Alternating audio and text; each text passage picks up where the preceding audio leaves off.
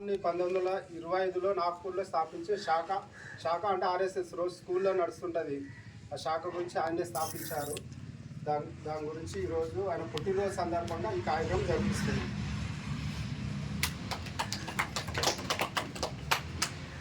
అదేవిధంగా కార్యక్రమాన్ని ఉద్దేశించి అయ్యప్పన్న గారిని పంచాంగ శ్రవణ కార్యక్రమం తెలియజేయాలి.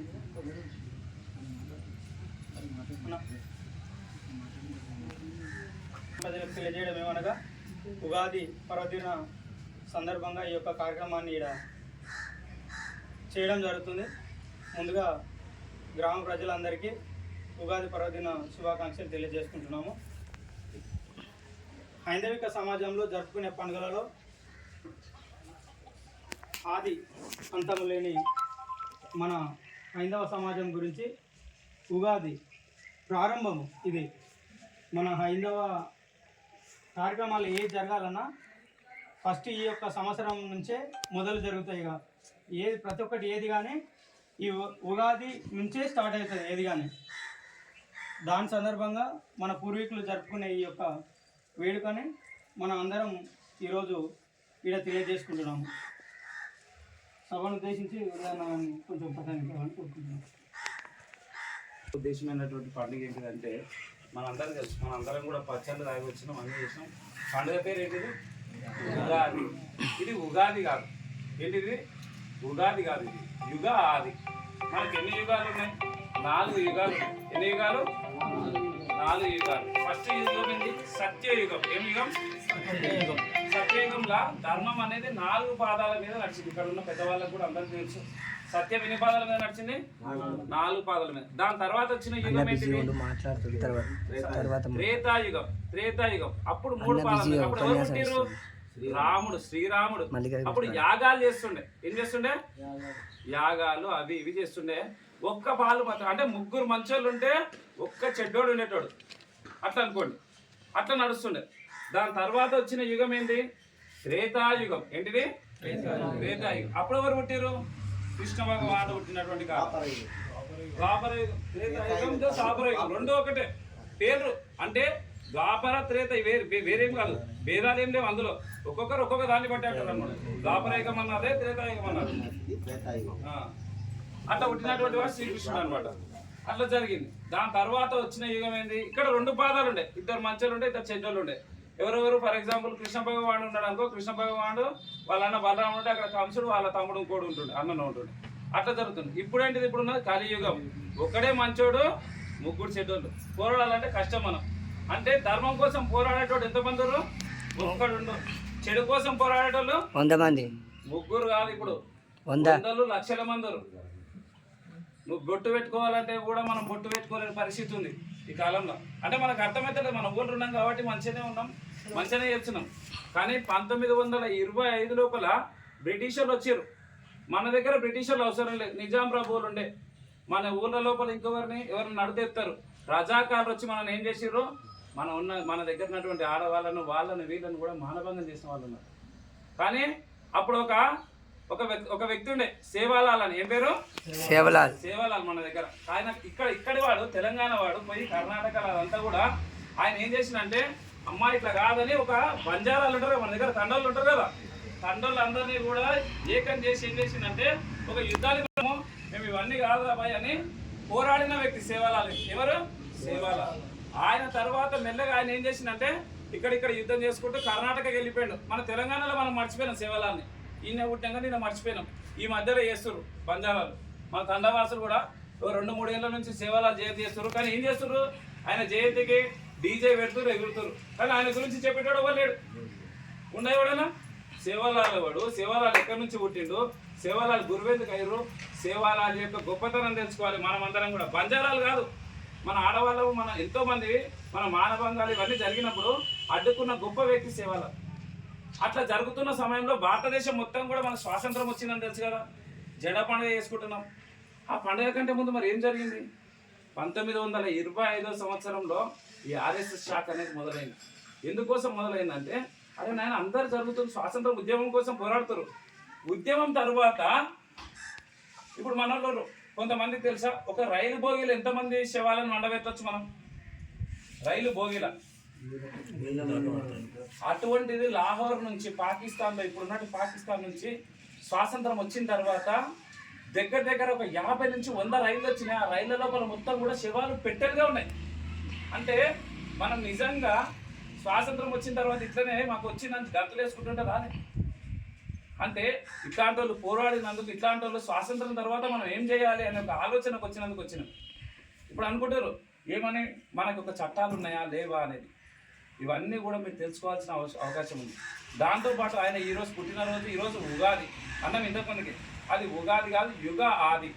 అంటే మన కలియుగం పుట్టి కొన్ని సంవత్సరాలు అయింది కదా. ఈ శాలివాహన శకమిత శకాలు ఉంటే ఇందులో హేమంత ఋతువులో వస్తుంది. హేమంత ఋతువు అంటే చెట్లన్నీ కూడా రాలిపోయి హోలీ తర్వాత అన్నీ కూడా ఏమైతాయి, ఏమి ఉండవు. ఈ పండుగలో మనము షట్ రుచులతో మనం ఏం చేసుకుంటాము, ఒక పచ్చడి చేసుకుంటాం. ఆ పచ్చడి తాగితే ఏమవుతుంది తెలియదు. ప్రతి ఇంట్లో పచ్చడి చేయకపోతే మాత్రం లొల్లు అవుతుంది, కానీ పచ్చడి తాగితే ఏమవుతుందో తెలియదు. ఇవి చాలా ఉందో ప్రతి దగ్గర జరుగుతున్నాయి. పచ్చడి తాగితే ఏమవుతుంది అంటే, పచ్చడి లోపల ఏమేమి వేస్తాము, మామిడి, చింతపండు, బెల్లము వేస్తామా, ఇంకా వేపాకు. అంటే ఒక ఋతువు మారేటప్పుడు ఏమవుతుంది అంటే, ప్రతి మనిషి లోపల జ్వరాలు అవి ఇవి రావడానికి ఎక్కువ ఆస్కారం ఉంటుంది అనమాట. ఈ పచ్చడి తాగడం వల్ల మన లోపల ఏమైంటుంది, మన బాడీ లోపల మన ఋషులు ఏం కనిపెట్టారు, మందులు కనిపెట్టలే. ఏం కనిపెట్టారు, అరే చిన్న ఏమో చేస్తే మనకు జరిగిపోతాయి పోయి. కరోనాలో ఇంతమంది అన్నారు, మస్తు మంది టీకాలు ఇప్పించుకున్నారు, ఇంజక్షన్లు మనం కూడా ఇప్పించుకున్నాం కదా. ఇప్పించుకున్నాడు బతకలేదా, ఇప్పించుకున్నారు బతికేరా. కానీ మన ఋషులు మన వాళ్ళు చేయలేదు అనమాట. ఏం చేశారు, మన లోపలనే ఒక రోగ నిరోధక శక్తి పెంచాలనేది ఆలోచన చేశారు. అవునా కదా. మనం గుడికి వస్తాం, గుడిని ఏమంటారు తెలుసా, గుడిని దేవాలయమే అంటారు. దేవాలయం ఒకటే కాదు గుడి అంటే, దేవాలయం ఇది. తర్వాత ఇదేంది, మామూలు లోపల హాస్పిటల్ ఉంటుంది కదా, హాస్పిటల్ ఏమంటారు తెలుగులో, దవాఖానా. దవాఖానా తెలుగులో, అది దవాఖానా హిందీ ఆసుపత్రి, వైద్యశాల. ఇదేంది వైద్యశాల కూడా, వైద్యశాల అనేది తెలుగు. ఇది శాల, ఇది గోశాల, వైద్యశాల. అదే విధంగా ఇదేంది బడి ఉంటుంది, పాఠశాల. ఇవన్నీ శాలలు కలిపితే వచ్చేది ఏంటంటే దేవాలయము. ఎట్లా మరి, బడి లోపల ఒక పంతులు ఉన్నాడు అనుకో, ఏం చెప్తాడు పిల్లలకి, భగవద్గీత అవి ఇవి చెప్తాడు. తర్వాత మంచి చెడు చెప్తారు. అమ్మ నాయన నువ్వు బడి వచ్చినావు అనుకో, అరే మీ తల్లిదండ్రులను ఎట్లా చూసుకో, మీ కొడుకులను ఎట్లా చూసుకో. రాముడు అంటే ఏం చెప్తాం మనము, రాముడు అంటే శ్రీరామనామం వస్తుందిగా, ఏమని చెప్తాము, రాముడు అంటే రాముడే. అరే రాముడు అంటే తండ్రి మాట వింటారా భయ్. రాముడు అంటే పినతండ్రి ఉన్నా సరే, తల్లి ఒక అంటే ఆమె సొంత తల్లి కాకపోయినా కూడా ఆమె కోరుకుంటే ఆమె మాటను చెవదాటాడు. అదే విధంగా తమ్ముడు అనేటోడు ఉన్నానుకో, అన్న కోసమే పాట పడతారు భయ్. అరే పాలలు కొట్లాడితే పాలవాడు ఏం చేస్తాడు, అరే మావానికి ఇది ఇస్తున్నాను అంటే, అది కాదు, ఆయన పాదాలు మోసుకొని అయినా నేను రాజ్యాన్ని వెళ్తా, కానీ ఆ సీట్ నేను ఇప్పుడు అట్లా లేదు, పక్కన నాన్నమ్మలే కొట్లాడుతూ రాష్ట్రకు వస్తాను. ఈ విషయాన్ని మర్చిపోయినాం మనం రామాయణం లోపల. అటువంటి గొప్ప సంస్కృతి మనది. ఇవన్నీ ఎందుకు చేస్తారే మనం అంటే, ఈ గుడికి వస్తే అయ్యగారు చెప్పాలి, చెప్తున్నామా లేదా అని రాదు. ఫస్ట్ అయ్యగారి మాట మనం వింటున్నామా, ఇట్లే. ఇక్కడ వచ్చిన వాళ్ళు పెద్ద మంది మనుషులు మంచిగా నాకు ఇప్పుడు అనిపిస్తుంది అంటే, అందరి చేతులకు గాజు చూసిన. మొన్న అయ్యగారు పంచమాంగళ్యాలు అని చెప్పినాడు ఒక దగ్గర. పంచమాంగళ్యాలు కనిపిస్తున్నాయి ప్రతి ఒక్కరికి కూడా. అంత బొట్లు ఉన్నాయి, 6 బొట్లు ఉన్నాయి, 6 ఉన్నాయి, 15 ఇట్లా ఉన్నాయి. ఇట్లా ఉంటే మంచిగా అనిపిస్తుంది. తర్వాత ఇంకొకటి ఏమన్నా, పాఠశాల అయిపోయింది, వైద్యశాల. ఎట్లా, అరే ఇక్కడికి వస్తే రోగాలు తగ్గుతాయా, ఇక్కడికి వస్తే రోగాలు తగ్గుతాయి. అయ్యగారు ఇచ్చే తీర్థం ఉందా, తీర్థంలో ఏమేస్తాడు, పచ్చ కర్పూరం వేస్తాడు. ఏమేస్తాడు, పచ్చ కర్పూరం. మీకు తెలుసు, ఏమైనా అడిగితే చెప్తారు, అది ఎట్లా ఉంటుంది, సేమ్ నవ్వట్లేకనే ఉంటుంది. పచ్చ కర్పూరము, తులసి వేస్తాడు. పచ్చ కర్పూరం ఏం చేస్తాడు అంటే సర్వరోగ నివారిణి. దేవాలయం అనేది ఏంటిది, సర్వరోగ నివారిణి. అందుకని దేవాలయం ఏమన్నా పాఠశాల మరియు వైద్యశాల కూడా. దేవాలయం అనేది అన్ని శాలలతో సమానము. గోశాల కూడా. ఇక్కడికి వచ్చేటువంటి అన్ని కూడా ఏవైతున్నాయి, అవి ఏవైతున్నా అగరబత్తీలు కానీ లేకపోతే ఇంకేది కానీ మనం అన్నీ కూడా ఏం చేస్తాము, ఒక మంచి ఉద్దేశంతో ముందుకు తీసుకెళ్తుంటాం. ఈ విషయాలను మర్చిపోయి మనం ఏం చేస్తున్నాము, అనేకమైనటువంటి దురలవాట్లకు అలవాటయ్యి అనేకమైనటువంటి వేరే ఆలోచనలతో పక్కమ్మ సీరియల్ చూస్తుందా, సీరియల్ చూసి అత్తని తీరుదామా, కోడల్ని తీరుదామా, పక్కని తీరుదామా, లేకపోతే సినిమాలు చూసి వారు రౌడీ గారు కటింగ్ వేసుకుంటే నేను కటింగ్ వేసుకొని అవతలని పొడుద్దామా అనే ఆలోచనలకు వెళ్ళినాం. అరే నిజంగా మన లోపల ఉన్నటువంటి మన ఊరు పక్కన ఒక ఆమె ఉంటుంది. మీకు ఎవరికన్నా 9 రేకులు దాటిన తర్వాత ఆదిరాల ఉంది కదా, ఆదిరాల ఊరిలో రాములమ్మ అని అంట ఆమె గురించి మన పేపర్లు ఇచ్చి తెలియదు నాకు కూడా. అరే ఈ రాములమ్మ ఏడుంది, ఈమె కథ ఏడుంది అని పేపర్లో చదివాను. ఈ పేపర్లు ఆ పేపర్లో తెలుగు ఈనాడు పేపర్లు ఇవ్వలే, ఇంకే పేపర్లు వేయలేదు, సాక్షి పేపర్లు వేయలే. ద హిందూ అంటే అమెరికాలో కూడా ఆ పేపర్ చదువుతాడు. ఆ పేపర్ ఏమి ఇచ్చారంటే ఇప్పుడు మనకి ఎన్ని సంవత్సరాలు అయింది స్వాతంత్రం వచ్చి? 75 సంవత్సరాలు పూర్తయింది కదా. 70 సంవత్సరాలు అయినందుకు అసలు స్వాతంత్రంలో ఎవరెవరు ఎట్లా చచ్చిపోయారు అని ఇచ్చారు. ఆమెనంట నిజాం రజాకారులు వచ్చి బ్రిటిషర్లు వచ్చిరంట, వస్తే ఇట్లానే మానభంగం చేయడానికి వచ్చిరంట. ఆమె ఏం చేసిందంట, మంచి యువకురు ఆమె, అప్పుడు మంచి యువకురాలు ఆమె. ఆమె ఏజ్ ఎంత అంటే ఒక 35-40 ఏళ్ళు ఉందంట. ఆమెను కూడా మేము నిన్ను కూడా చేస్తామంటే ఆమె కూడా చెయ్యిరాని 100 మందిని తీసుకొని పోయిందంట. రూమ్లోకి తీసుకుపోయి ఆమెతో పాటు ఏం చేసుకుందంట, అంటు పెట్టుకొని చచ్చిపోయిందంట. అటువంటి గొప్ప ఆమె గురించి మనకు తెలుసా? ఈ పక్కన ఉన్నదా మనకేం తెలుసు? ఆడేం చేస్తుండో, వీడేం చేస్తుండో, చెడు బుద్ధులు ఉన్నాడు ఏం చేస్తుండో అని ఆలోచన చేస్తున్నాం. కానీ మన దగ్గర నిజంగా మంచి చేసిన వాళ్ళ గురించి మర్చిపోతున్నాం. ఇప్పటి వరకు తండావాసులు వాళ్ళు ఏం చేసారు, సేవలాల గురించి తెలుసుకోలేదు. ఇప్పటికైనా తెలుసుకోవాల్సినటువంటి ఆవశ్యకత ఉంది. మనము ఒక్కొక్క ఊరి, మన ఊరి పేరు ఏంటి అంటే మనం సనాన అని చెప్తాం. మరి నిజంగా ఊరి పేరు మనం సనాననేనా? ఒక్కసారి ఆలోచన చేసిరా పెద్ద మనుషులైనా? ఈ ఊరి పేరు ఏం పేరు అంటే సుందర్ ధన. ఏ పేరు? సుందర్ ధన. మీరు మన ఊరి నక్ష ఉంటుందా, పొలం కొలిచే నక్ష, ఆ నక్ష మీద చూస్తే తెలుస్తుంది మన ఊరి పేరు ఏం పని ఉంటుంది. సుందర్ ధన. ఎవరు అది? ఎవరు రాసిర్రు నక్షలు? ఎవరు వేసిర్రు? బ్రిటిష్ వాడు వాడివి రాయలే. ఛత్రపతి శివాజీ మహారాజు ఉన్నారు కదా, ఆయన లెక్క పెట్టిండు. అప్పుడు ఈ ఆర్యకట్కే వాళ్ళు ఉన్నారు కదా, వీళ్ళంతా ఎవరు? శివాజీ మహారాజు యొక్క గూఢాచారులు. ఎవరు? శివాజీ. ఆయన కోసం వచ్చినటువంటి వాళ్ళు ఒక్కొక్క ఊరు నుంచి వచ్చినాం కదా. ఇప్పుడు ఉన్నటువంటి అయ్యప్పళ్ళు ఆదిరాల నుంచి వచ్చారు, మా తాత ఇంకే దగ్గర నుంచి వచ్చిండు, ఇంకోరు నుంచి వస్తారు, అవునా కదా?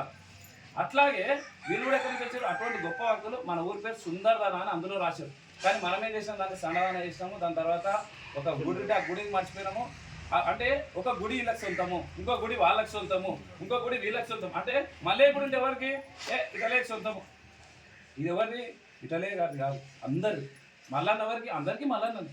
శివుడు ఆయన మనవాడే. ఎవరు? ఆంజనేయ స్వామి గుడి ఎవరికి? మనది. ఆడుందనుకో సాలలో గుడి రాలి, సాలలో ఎందుకు వచ్చేది గుడి? వాళ్ళు కట్టించారా?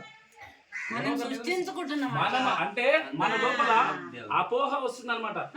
సేవలాలు, ఇంతకుముందు సేవలాలు అంటే ఎవరు? వాళ్ళకే. కానీ మన మానభంగాలు కాపాడిన వ్యక్తే అని మర్చిపోతున్నామే. అంటే మన ఆడవాళ్ళ మానభంగాలు, మన ఆడవాళ్ళ లోపల ఉన్నటువంటి ఇవన్నీ కూడా